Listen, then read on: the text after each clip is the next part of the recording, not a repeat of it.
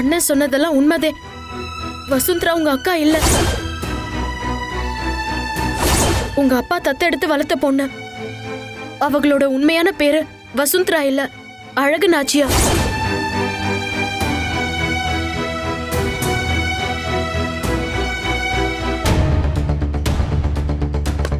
என்னங்க என்னங்க, ஏன் ரூம்லயே இருக்கிய? கதவை திறங்க. என்னங்க இது? இப்படி கதவை அடைச்சிட்டு உட்காந்துட்டு இருந்தா எல்லா பிரச்சனையும் தீந்துருமா? வெளியில வாங்க. ஒண்ணுமே சாப்பிடாம இப்படியே இருந்தா எப்படி? என்ன டிஸ்டர்ப் பண்ணாதன்னு. அப்படியெல்லாம் சொல்லாதீங்க. வாங்க, வந்து சாப்பிடுங்க. என்ன டிஸ்டர்ப் பண்ணாதன்னு கேக்கலையா? என்னங்க, நான் சொல்றத கேளுங்க. என்னம்மா, மாப்பிள்ளை இன்னும் ரிலீஸ் ஆகலையா? சும்மா விளையாடாதேன்னு. எல்லா பிரச்சனையும் உங்களாலதே. என்னம்மா அப்படி சொல்ற? ஆமா, அவங்களுக்கு இப்ப உண்மையெல்லாம் தெரிஞ்சு என்ன செய்ய போறாங்க?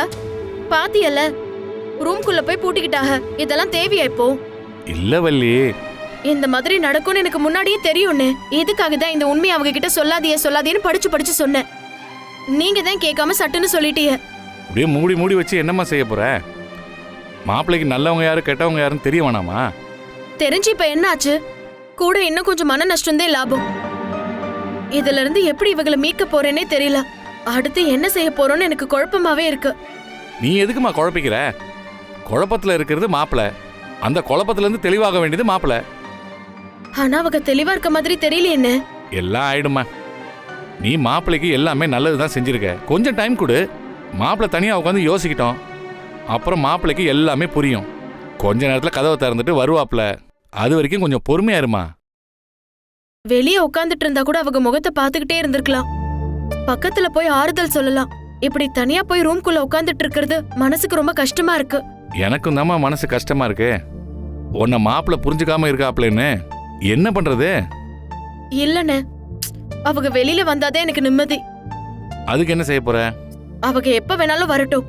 அது வரைக்கும் நான் இங்கே உட்கார்ந்திருக்க போறேன்.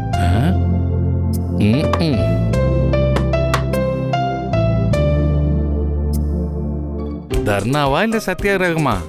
ஏதோ ஒண்ணு பண்ணுங்க. காலகாலத்துல ஒரு மருமகனோ மருமகளையோ பெத்து கொடுத்துருங்க. சும்மா இருங்கண்ணே. நானே அவங்க வெளியில வரலையேன்னு கவலையில இருக்கேன். நீ இவ்வளவு பாசம் வச்சிருக்கிறதுனாலதான் மாப்பிள்ளை உன்னை ரொம்ப சுத்த விடுறாருன்னு நினைக்கிறேன். போங்கண்ணே. போறேன். எவ்வளவு நேரம் தான் இங்க நின்று வேடிக்கை பார்த்துக்கிட்டு இருக்கிறது? நல்ல புருஷன், நல்ல பொண்டாட்டி. ரூமை பூட்டிட்டு இருக்கிறது அவன். ரூமை தரப்பானான் நீ. வழக்கமா இந்த மாதிரி விஷயம் உள்டாவா தான் நடக்கும். இதெல்லாம் என்ன காதலோ என்ன ஊடலோ தெரியல. போங்கண்ணே. போறேன்.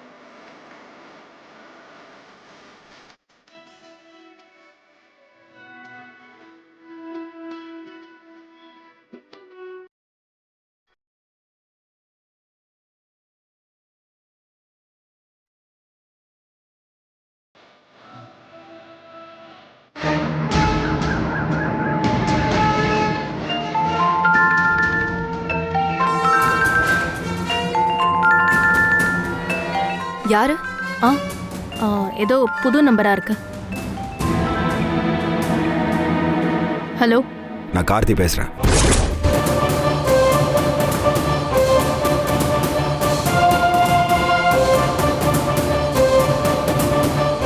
வசுந்தரா அக்கா உங்களுக்கு சொந்தமா? எனக்கு எல்லா உண்மையும் தெரியும். நீ என்ன சொல்லணுமோ அதை சொல்லலாம். உனக்கு என்ன வேணும்? உங்களுக்கு என்ன வேணும்? நீங்க தானே ஃபோன் பண்ணீங்க, சொல்லுங்க. நானும் உங்ககிட்ட எல்லாத்தையும் ஓப்பனாக பேசணுன்றதுக்காக தான் ஃபோன் பண்ணேன். முன்னெல்லாம் ஒருத்தனை பற்றி தெரியணுன்னா அவன் நண்பன் யாருன்னு தெரிஞ்சால் அவனை பற்றி தெரிஞ்சுக்கலான்னு சொல்லுவாங்க. இப்போ அப்படி இல்லை. அவன் நம்பர் தெரிஞ்சாலே போதும். அவன் யார் யார் கூட லிங்க்ல இருக்கிறான், பழகுறான்னு அவனோட சரித்திரத்தை கண்டுபிடிச்சிடலாம். என்னோட ஃபோன் நம்பரை கண்டுபிடிச்சிருக்கீங்க. என் நம்பரை வச்சு என்ன தெரிஞ்சுக்கிட்டீங்க? ஏகப்பட்ட விஷயம் தெரிஞ்சுக்கிட்டோமே, அதனால தான் உனக்கு ஃபோன் பண்ணேன்.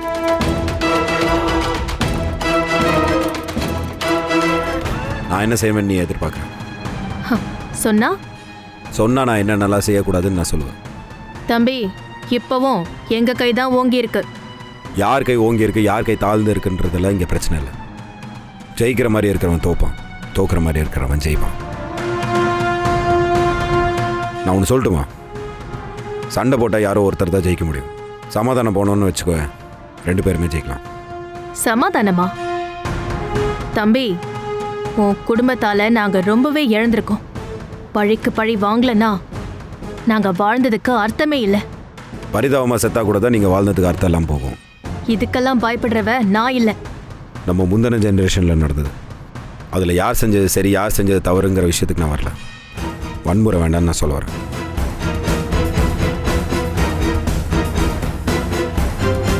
பகை அடுத்த தலைமுறைக்கு போகக்கூடாதுன்னா இதை நம்ம இப்போவே முடிச்சாகணும். நீதான் அவ தம்பின்னு நினைச்சுக்கிட்டு உன் மேல ரொம்பவே பாசமா இருந்தா, எப்ப நீ அவ தம்பி இல்லைன்னு தெரிஞ்சுச்சோ,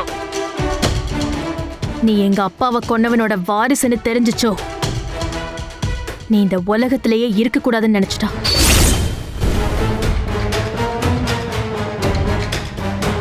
சாமுண்டி யார் வாழ்றா யார் சாகுறாங்கிறத மனுஷன் முடிவு பண்ணக்கூடாது, ஆண்டவன் தான் முடிவு பண்ணும்.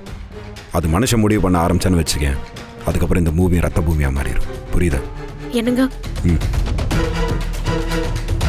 நீ உயிர் பயத்துல பேசுற தம்பி. அதான் சமாதானம் அது இதுன்னு பேசிக்கிட்டு இருக்க. எங்க உடம்புல ஓடுறது வேற மாதிரி ரத்தம். பழி வாங்கணும்னு முடிவு பண்ணிட்டா பழி வாங்காம அடங்காது. சமாதானம் பேச வர்றதுனால நான் சண்டைக்கு பயந்தவன்னு நினைச்சிடாது. அடுத்தவன் சாகக்கூடாதுன்ற இறக்கப்பட்ட காரணமாக கூட இருக்கலாம்ல. என்ன மிரட்டுறியா? ஐயா, மிரட்டல இல்லை, சும்மா சொல்கிறேன் தகவலுக்காக. இது வரைக்கும் அக்காவை தெய்வமாக பார்த்துட்டு இருக்கிற கார்த்தியை தான் உங்கள் அக்கா தெரியும். இனிமேல் தான் எதிரிக்கு எதிரியா, நேருக்கு நேராக, சரிக்கு சரியா நின்று ஜெயிக்க போகிற கார்த்தியை உங்கள் அக்கா பார்க்க போகிறாங்க. சொல்லிடுங்க அவங்கக்கிட்ட. அவ்வளோ வீரம் உள்ளவன் எங்க அக்காவை நேரில் பார்த்து பேச வேண்டியதானே? என்ன பயமா?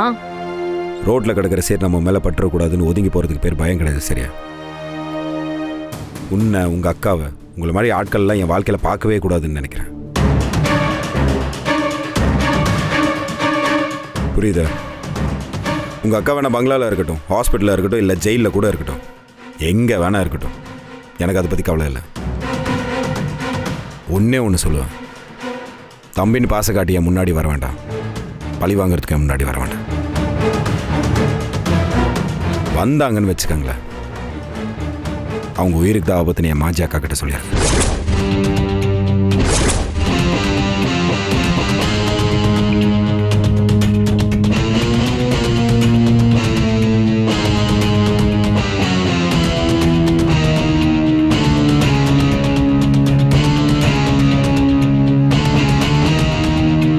என்னங்க, இதுகளுக்கு இப்படி மென்மையா பேசினாலும் புரியாதுங்க. இன்னும் 4 வார்த்தை நறுக்குன்னு தலையில அடிச்ச மாதிரி சொல்லியிருக்கணும். எதிரியை நேசிக்கணும்னு சொல்லுவாங்க. நான் நேசிச்சவங்களாம் எனக்கு எதிரியாக வந்து நிற்கிறாங்க. ஒரு மனுஷன் எப்படிலாம் இருக்கக்கூடாதுன்றதுக்கான உதாரணமாக அவங்க நிற்கட்டும். ஒரு மனுஷன் எப்படி இருக்கணுன்றதுக்கான உதாரணமாக நம்ம நிற்போம். அன்னைக்கு நான் அவன் அக்கௌண்ட்டை ஃப்ரீஸ் பண்ணிட்டு நான் அவனுக்கு ஃபோன் பண்ணி பேசினேன். இன்னைக்கு என்னன்னா அவன் உங்களுக்கு ஃபோன் பண்ணி பேசுறான். என்ன தைரியம்? அவன் பேசுறத பார்த்தா அவங்க ஏதேதோ பெரிய பிளான்லாம் போட்டு வைக்கிற மாதிரி இருக்கு. ஆமா, அது என்னன்னு கண்டுபிடிச்சு அதை அட்டாக் பண்ணும்.